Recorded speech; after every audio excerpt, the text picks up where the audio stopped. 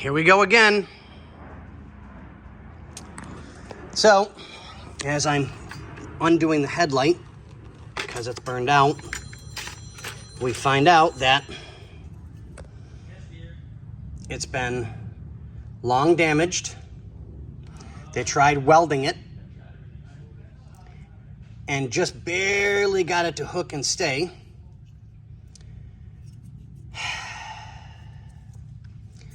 So now we got to order a headlight beauty ring to hold the headlight in and try and get that taken care of. So I'm going to double check all of them while I've got the chance to make sure that they're good.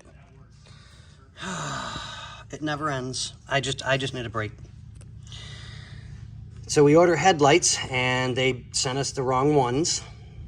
Go figure. Surprise! Right? Please. So we can already tell by looking at this one. Wrong screw. Wrong screw. Definitely the wrong screw.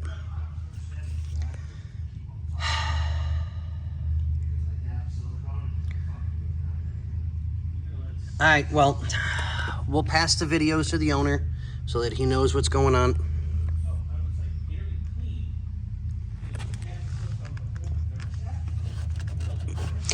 Okay.